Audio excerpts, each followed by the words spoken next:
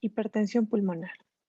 Como introducción, la hipertensión pulmonar es un trastorno fisiopatológico que puede encontrarse en numerosas entidades clínicas y puede complicar muchas enfermedades cardiovasculares y respiratorias. Como definición tenemos que es el aumento de la presión de la arteria pulmonar media más o igual de 25 milímetros de mercurio en reposo. Sin embargo, esta tiene que estar calculada por cateterismo cardíaco derecho. A ese concepto se le agrega además la resistencia vascular pulmonar mayor a 3 unidades Wood y una presión arterial pulmonar de enclavamiento igual o menor a 15 milímetros de mercurio, siempre y cuando no haya otras enfermedades u otras causas de hipertensión pulmonar precapilar, como las enfermedades pulmonares y tromboembolismo crónico. Otras definiciones hemodinámicas que tenemos que tener en cuenta son la hipertensión precapilar con presión arterial pulmonar media de más de 25 milímetros de mercurio, pero una presión de enclavamiento pulmonar menor de 15 milímetros de mercurio. Esto se da sobre todo en los grupos 1, 3, 4 y 5 de la clasificación de la OMS, que ahora en un momento lo vamos a mencionar. La hipertensión postcapilar, que tiene una presión de enclavamiento pulmonar mayor a 15 milímetros de mercurio, y en estas sobre todo corresponde a la secundaria por cardiopatía izquierda y la hipertensión pulmonar por mecanismo desconocido o multifactorial. Luego tenemos la hipertensión pulmonar postcapilar aislada con un gradiente transpulmonar diastólico menor de 7 milímetros de mercurio y o una resistencia vascular pulmonar de menos de 3 unidades Wood. La hipertensión pulmonar combinada precapilar y postcapilar que tiene el gradiente transpulmonar diastólico mayor a 7 milímetros de mercurio y también la resistencia vascular pulmonar mayor a 3 unidades Wood. ¿Cómo se clasifica la hipertensión pulmonar? Para empezar, hay que recordar que tenemos una clasificación previa de la NISA, que se lo cataloga bastante, que se ha visto unas mejoras con, el, con la clasificación de la OMS, ¿no? Entonces, eso por un lado. Tenemos entonces ciertos grupos. El grupo 1 de hipertensión arterial pulmonar específicamente, esto lo van a encontrar como en la hipertensión HAP, mejor dicho. En este caso, tenemos la hipertensión arteria pulmonar idiopática, hereditaria con mutaciones de, por ejemplo, la BMPR2, la inducida por fármacos o toxinas, la asociada a ciertas enfermedades, tejido conectivo, infección por VIH, hipertensión portal, enfermedades cardíacas congénitas y esquistosomiasis. También la enfermedad pulmonar veno-occlusiva y o hemangiomatosis pulmonar capilar, que sería también hereditaria, idiopática por mutaciones, inducida por drogas, asociada a enfermedades de tejido conectivo e infección por VIH. Y la hipertensión pulmonar persistente del recién nacido. En el grupo 2 tenemos la hipertensión pulmonar por cardiopatía izquierda, sobre todo disfunción sistólica y diastólica del ventrículo izquierdo, pero también el acápite que en este grupo es más relevante es la enfermedad valvular. También se ha descrito la obstrucción congénita o adquirida de los tractos de salida o entrada del corazón izquierdo, miocardiopatías congénitas, la estenosis de las venas pulmonares congénita, de manera congénita o adquirida. El grupo 3 de clasificación de la hipertensión pulmonar nos habla de una hipertensión pulmonar secundaria a enfermedad pulmonar y o hipoxia. A nivel mundial, la primera causa de de hipertensión pulmonar por enfermedad pulmonar es el EPOC. Sin embargo, también vemos enfermedades del intersticio pulmonar, otras enfermedades con patrones mixto obstructivo restrictivo, trastornos respiratorios relacionados con el sueño, como el síndrome de apnea obstructiva del sueño o hipopnea del sueño, los trastornos de hipoventilación alveolar, la exposición crónica a grandes alturas y las enfermedades de desarrollo pulmonar. Ya el grupo 4 nos habla de la hipertensión pulmonar por tromboembolismo crónico y otras obstrucciones de la arteria pulmonar. En esta tenemos también el hecho de angiosarcomas, tumores intravasculares, arteritis y estenosis congénita de la arteria pulmonar. Y el grupo 5, que en realidad corresponde a mecanismos multifactoriales y no esclarecidos, en este Vamos a tener en cuenta los trastornos hematológicos, por ejemplo, la anemia hemolítica, trastornos mieloproliferativos, esplenectomía. Los trastornos sistémicos como la sarcoidosis, linfangioleumiatosis, histiocytosis pulmonar, por ejemplo, y otros trastornos metabólicos como la enfermedad por almacenamiento de glucógeno, enfermedad de Gaucher y trastornos tiroideos. Y por último, otros que también se mencionan como misceláneas, microangiopatía trombótica tumoral pulmonar, obstrucción de origen tumoral, mediastinitis fibrosante, insuficiencia renal crónica, ya sea que tiene o no diálisis, y la hipertensión pulmonar segmentaria, ¿no? Según la clasificación de las últimas guías de la ESC del 2015. Ya para empezar, hablamos entonces de la hipertensión arterial pulmonar, que es la del grupo 1. En realidad, este es el grupo que más ha tenido avances en cuanto al tratamiento. Se ha hecho bastantes estudios con este, antes denominado hipertensión arterial pulmonar primaria, que tiene obviamente que enfocarse a nuevas terapias y el objetivo inicial del tratamiento a nivel mundial por este tipo de patologías. Entonces, ¿qué tenemos? Por un lado, que la base fisiopatológica está en relación al aumento de la resistencia vascular pulmonar, ¿no? Que también la tenemos que medir. Es la enfermedad vascular hipertensiva de las arterias de pequeño tamaño y también de las arteriolas pulmonares. Y si bien afectan múltiples factores celulares y moleculares, que en realidad van a dar lugar al remodelado vascular pulmonar, tenemos que tener en cuenta que hay ciertos pilares: la vasoconstricción, la proliferación celular, la trombosis y los factores inmunitarios e inflamatorios. Entonces, el origen en sí de la hipertensión arterial pulmonar es desconocido, pero se ha podido valorar ciertas teorías, ¿no? En relación a la predisposición genética, por un lado, que podría ser por ciertos genes y alteraciones, sumado a factores de riesgo como el VIH, hipoxia, trombosis, inflamación, entre otros. Tenemos que hablar de la injuria vascular inicial, donde hay proliferación y disfunción endotelial inicial. Esto va a dar lugar, esta injuria y esta disfunción endotelial, a que haya mayor inflamación, activación plaquetaria, aumento de citoquinas, de serotonina, de el factor, el, del factor, del factor de crecimiento derivado de plaquetas también, y del péptido intestinal vasoactivo, ¿no? Entonces, hay un desbalance entre la vasoconstricción y vasodilatación. Por ejemplo, aumenta la endotelina, el tromboxano, la serotonina y disminuyen el óxido nítrico, la prostaciclina y el péptido intestinal vasoactivo, ¿no? Generando este desbalance un predominio en la vasoconstricción y proliferación endotelial. Ya de hecho, la injuria va a dar lugar a la hipertrofia del músculo liso vascular, ¿no? Y la trombosis in situ, inflamación. Todo esto se ve asociado a la hora de encontrar un remodelado vascular pulmonar, ya sea inicial o incluso en progresión. A nivel general, epidemiológicamente tenemos que la hipertensión arterial pulmonar lo tienen 5 a 25 casos por millón. Sin embargo, no es una cifra baja, ¿no? Entonces es una cifra importante que hay que considerar, donde el 50% de este grupo corresponde de estos pacientes, de los pacientes, a una hipertensión idiopática, hereditaria o la inducida por drogas.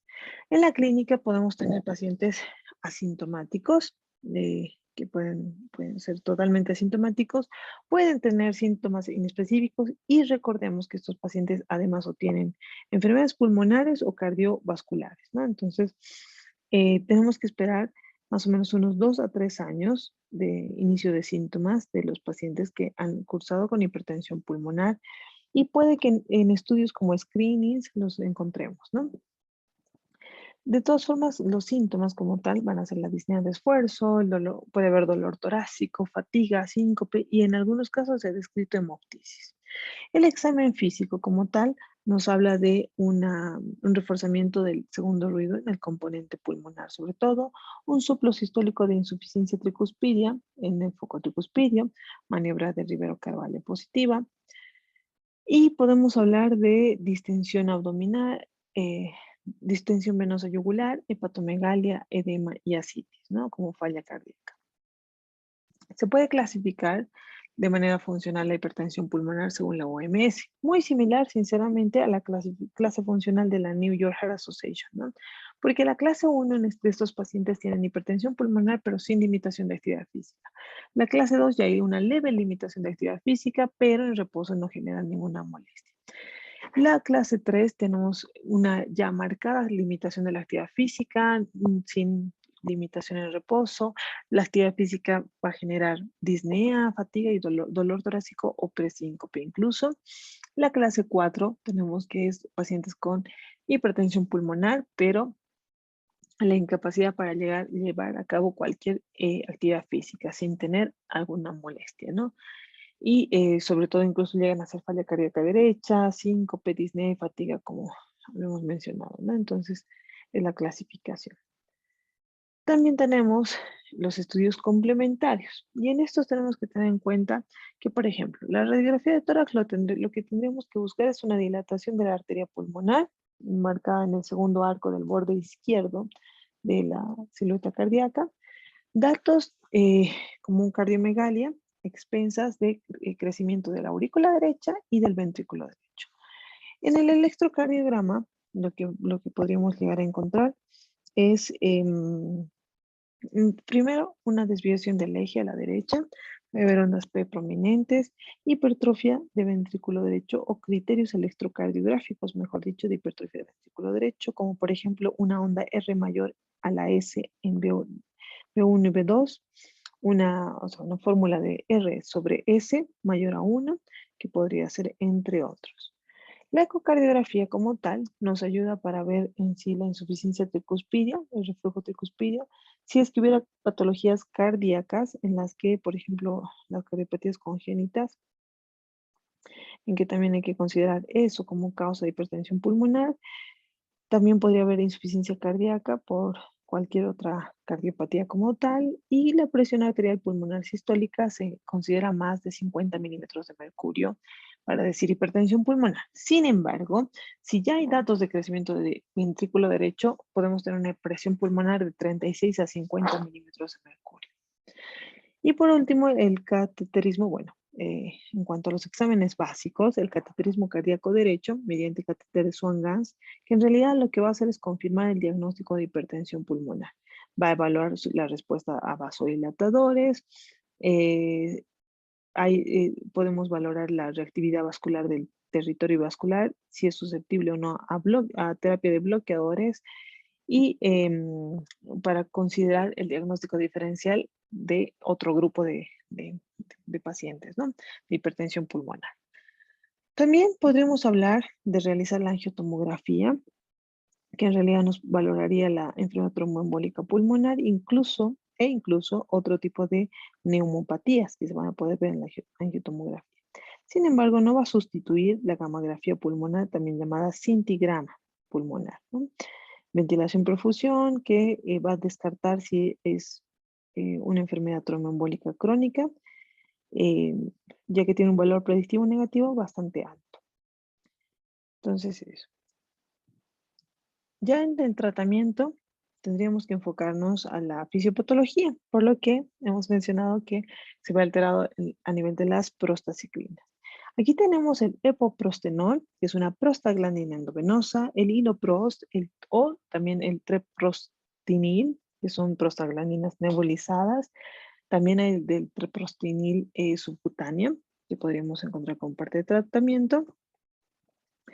Luego tenemos la vía del óxido nítrico, donde usamos los inhibidores de fosfodiesterasa 5, el sildenafil, perdón, aquí, y el taldalafil, ¿no? Entonces, recientemente se ha aprobado el estimulador de guanilato ciclasa, que es el río Ciguat, que también podría ser considerado.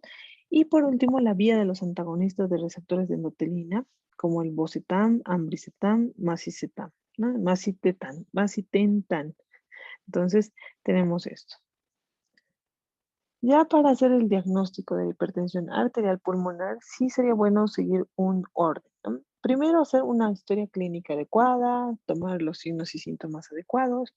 Se puede hacer un screening, por ejemplo, en pacientes que se van a operar, entonces en ellos es incluso un hallazgo incidental.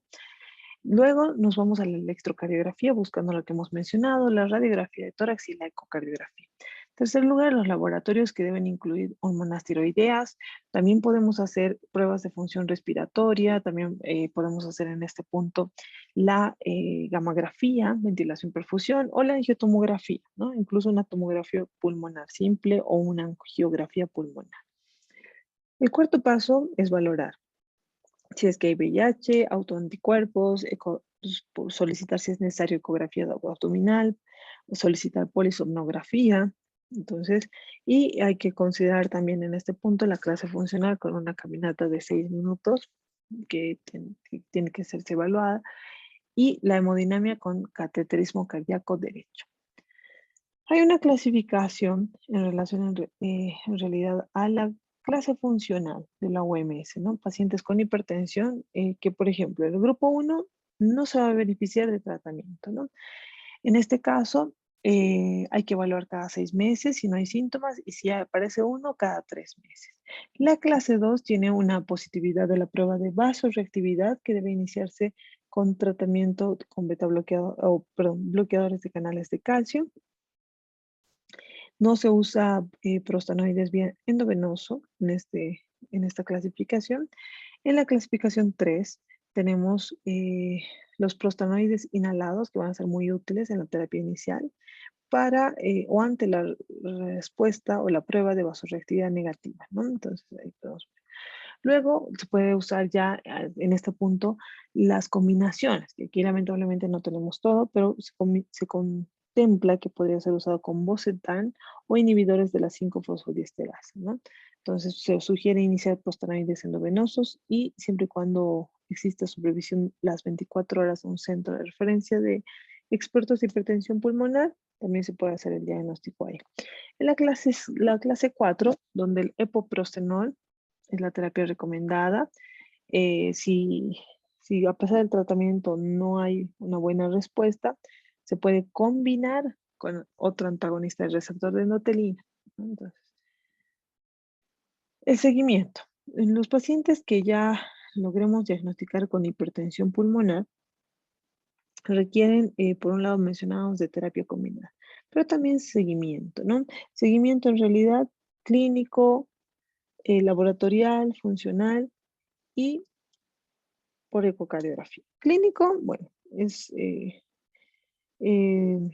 es en relación a la disfunción ventricular derecha, efectos adversos, calidad de vida, clase funcional. El laboratorio en relación al ProBNP, BNP, la porción terminal ONT del ProBNP y la funcional con una prueba de caminata de 6 minutos, que se menciona que si no supera los 400 metros en esa prueba, en esa caminata de 6 minutos, tiene un mal pronóstico cardiológico, ¿no? La ecocardiografía, que sobre todo están planteando que se realice el TAPSE y si existe o no derrame pericardio.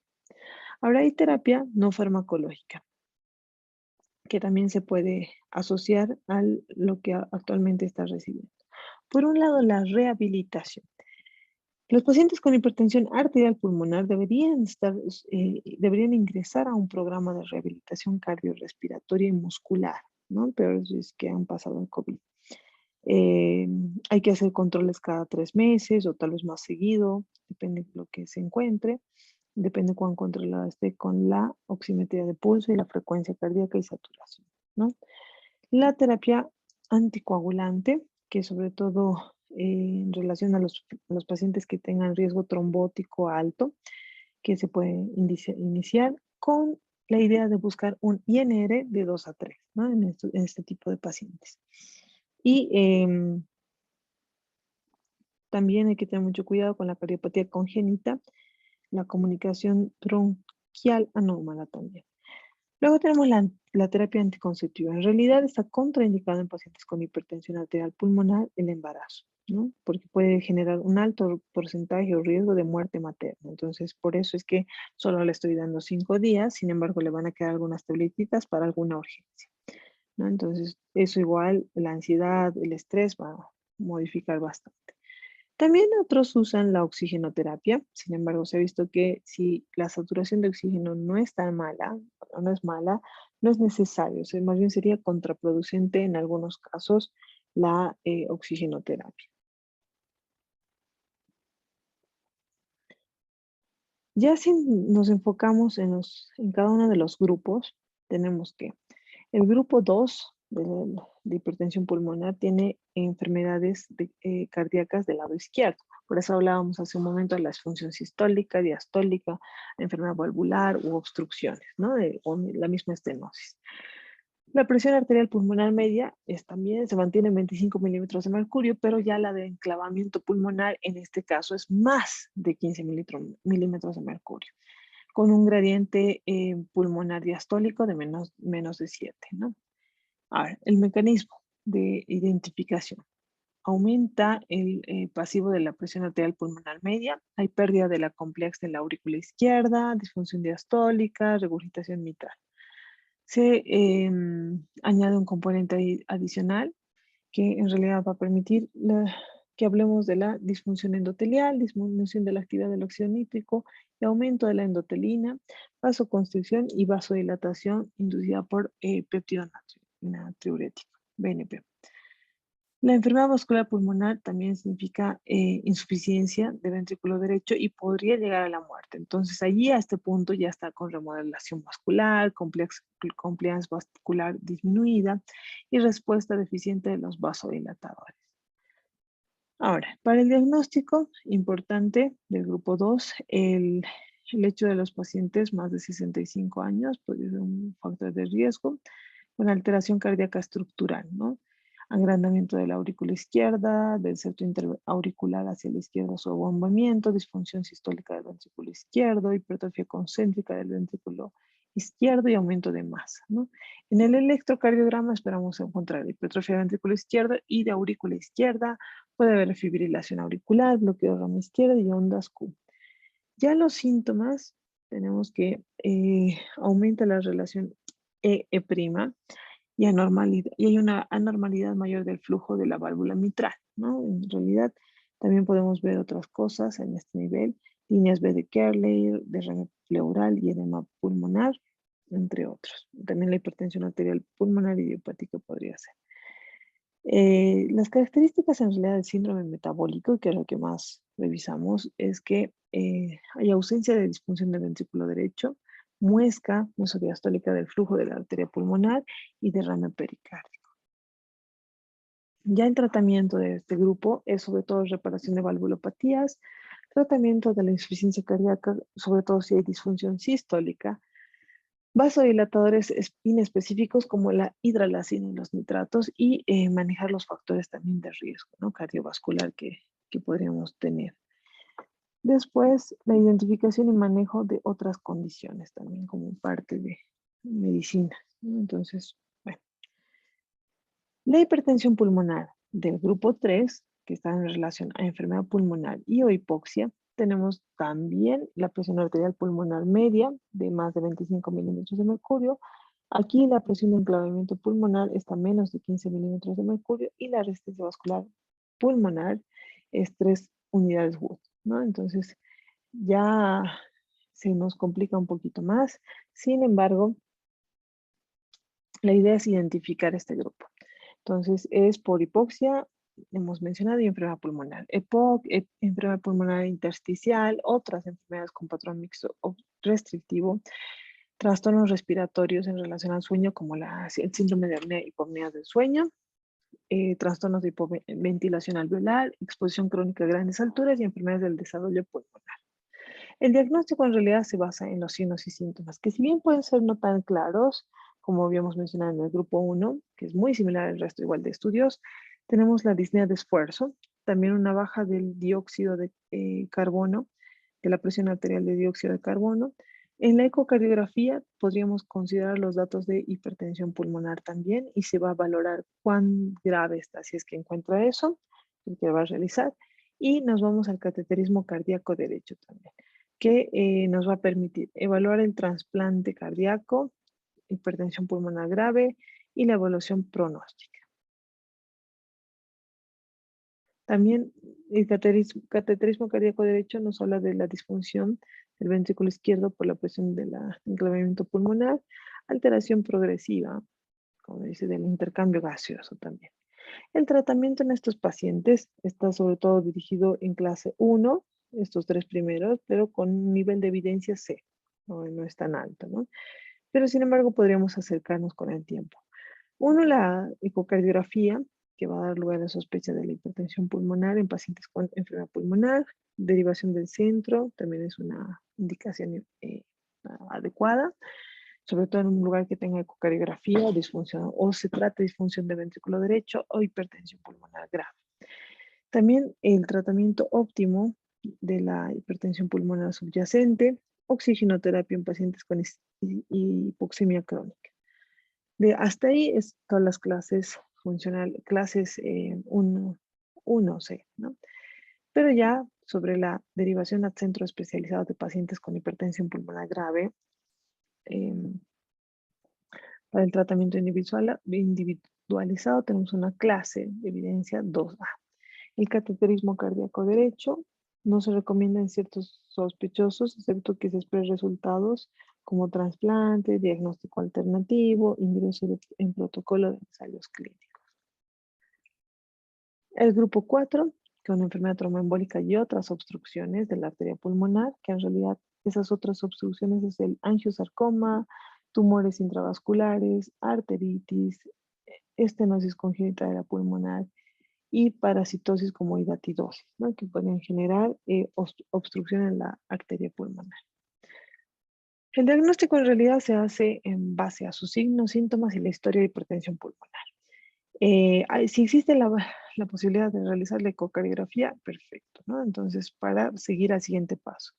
La probabilidad de que se mantenga la hipertensión pulmonar alta, ¿no? Y la gamografía, ventilación, perfusión con defectos de la perfusión incompatibles. Aquí hay una posible hipertensión pulmonar tromboembólica crónica, referida al centro especializado de la hipertensión pulmonar, la angiotomografía a realizarme, cateterismo cardíaco derecho y angiografía pulmonar. Pero no se va a evidenciar si es que hay hipertensión pulmonar tromboembólica crónica descartada y el proceso y pruebas de diagnóstico son para la hipertensión pulmonar y la arterial pulmonar, ¿no? Entonces tenemos eso. Y el tratamiento en este grupo se basaría sobre todo en dos pilares. Uno, quirúrgico, retiro de los coágulos, endarterectomía pulmonar bilateral o dilatación de las arterias con balón, que ese también es otro tipo de procedimiento. Y los fármacos. Los fármacos en realidad más va a servir la anticoagulación. Podría llegar a ser con warfarina, aunque no es un medicamento estable, que tome 2 los días que le tocaba el otro y 1 en la noche. ¿Ya? Esto va a bajar lentamente. En ese paciente la cirugía no va a ser accesible, está pensando en las comorbilidades, pero la hipertensión pulmonar obviamente sigue existiendo, ¿no? Otro fármaco que también se ha mencionado, pero no sé si hay aquí, es el Riocicuat. Ya, para ver eso igual. Muy bien. Y por último, la hipertensión pulmonar del grupo 5, multifactorial y trastornos no esclarecidos. Aquí tenemos dos figuras. Uno, la presión arterial pulmonar que coincide de más de 25 milímetros de mercurio. La presión de enclavamiento pulmonar que se contraindica porque es menos de 15 milímetros y luego dice mayor de 15 milímetros. Y bueno, me comentó que va, perdón. Y entonces vamos a tener eso, ¿no? Ya el abordaje terapéutico de la hipertensión pulmonar tiene que ser igual. El de clase 1B, que sería la más cercana a que sí o sí tenemos que cumplir, el Riocicuat, en esta hipertensión pulmonar, sintomática persistente y recurrente después de la estenosis aórtica o diagnosticada como inoperable por un médico, al menos cirujano, de experiencia en endarterectomía. Entonces tenemos un riesgo de que, bueno, no riesgo, tenemos que una clase de evidencia 1B, ¿no?